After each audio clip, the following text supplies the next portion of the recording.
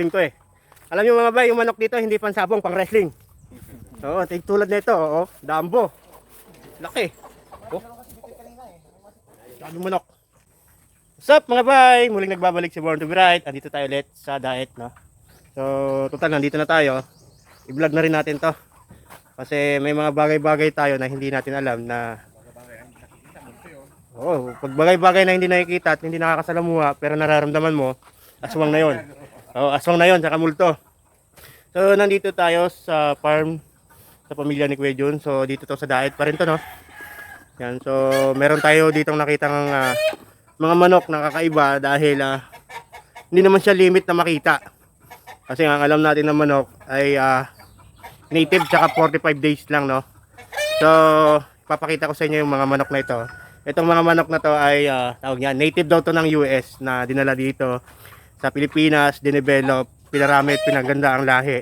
Pinaghalo-halo ko. So, kumbaga hindi lang tao ang pwedeng paghaluin, pati na rin yung mga hayop, alagang hayop. So, talagang masasabi kong kakaiba mga bay dahil yung laki niya ay hindi basta-basta, extraordinary yung kanyang laki at timbang, no? Parang sa tao din, yung mga puti, 'di ba? Matataas yung kanilang height. So, itong manok din ganun din. So, tara bay, tignan natin. So, ayan mga bay. Ang tawag diyan ay Rhode Island, no? So, kaya tinawag siyang Rhode Island kasi galing siya sa US, sa Rhode Island, kung saan man sa US. Ayan, napakalaki niya mga bay, no? Malaki. So, ang lalaki na ito mga bay ay umaabot ng 5 kilo. Ganun siya kalaki. So, mas malaki pa ito sa 45 days. Tapos ang tangkad niya. Ayun naman yung babae. So, ang babae ay umaabot ng 3 hanggang 4 na kilo. Yan, Rhode Island sa Tagalog pa, ang kalsadang isla. Ganun, daan. Oh, di ba? Kaya Rhode Island. Ito naman mga bay, ibang lahi rin to. Ito, Kuya Andy? Ano din yan? Black Astrolog. Oh, Black Astrolog. No, kumbaga. Galing US din yan. Mga dinevelop lang nila sa Oh, US din ito. Kumbaga mga bay, parang native na pinaghalo-halo, dinevelop para magmukhang hybrid. Yung binuksan ni Kuya Andy. So, kay Kuya Andy po ito. Siya po yung nag-aalaga ng mga kakaibang manok. Masasabi ko kakaiba mga bay dahil talagang ang laki. Tapos, pag kinatay, sigurado daming karne. Sarap. Tanong natin yung nag-aalaga. Ano Kuya Andy, anong klaseng manok yan? Ito to ang Rhode Island. Ito yung mga native ng US na dinala dito sa Pilipinas. Ito kasi nagustuhan ko dito, madali silang alagaan. Hindi sakitin.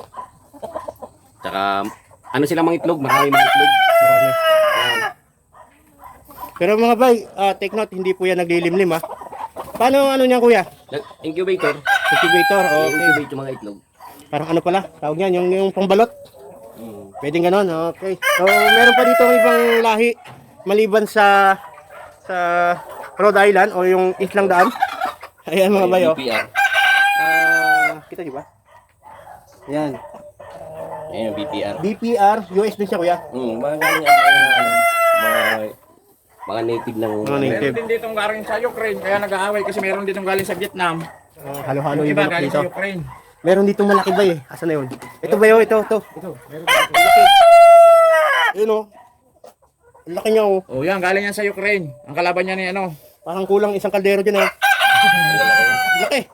Maabot ng 4 hanggang 5 kilo yan pagka matataba sila. Ayun yun, isa na yan, laki oh. Kulay din. Laki. Yung ba, pakikita ko sa Yan inyo. ang Yan, oh. itlog, maya.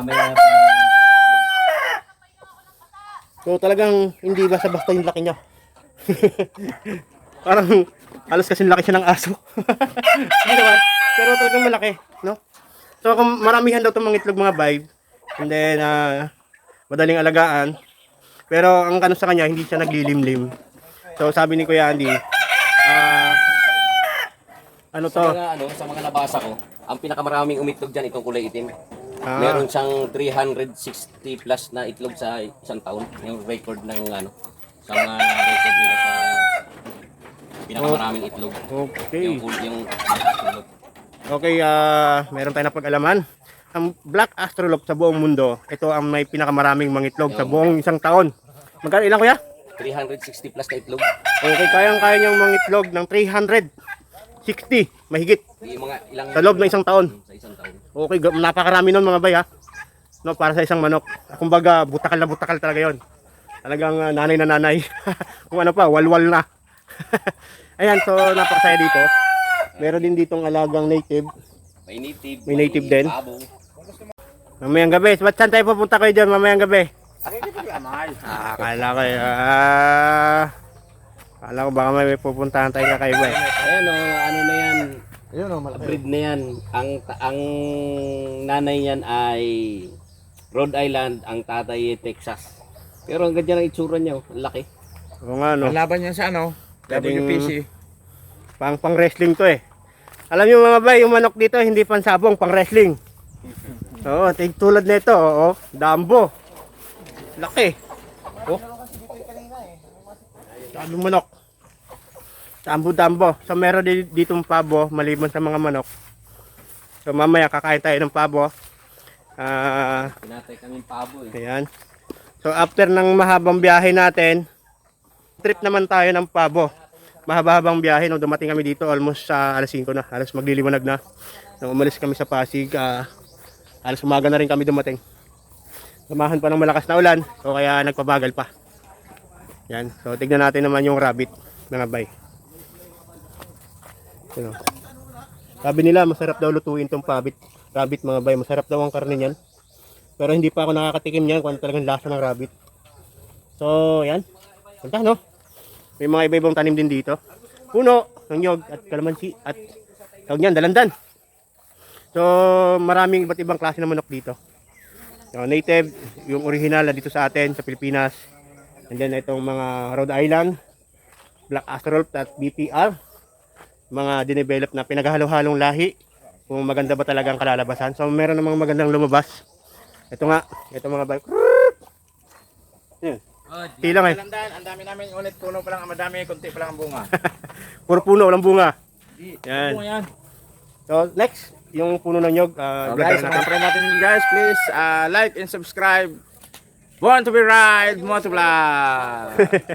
Ayun lang mga bay, konting share lang, konting kaalaman tungkol sa mga kakaibang bagay, kakaibang hayop. Mga kuya, mabuhay, please subscribe. Born to be right. Yan, mga kakaibang manok, no? So, ngayon lang ako nakakita ng ganitong klaseng manok. So, kahit nasa probinsya ako dati, pero never ko itong nakita ng ganito kalaki. Ayan, mga bay, hanggang dito na lang yung ating vlog. So, hope nag-enjoy kayo sa vlog natin. Kung nagustuhan nyo to, please don't forget to like and share and subscribe na rin. Pati yung page ko mga bay, support nyo na rin. Ito po si Ernie Manaw, nagugulat ang vlogger. Bye-bye! Bye-bye! Hindi mo pinakita yung rabbit. Nakita ko na?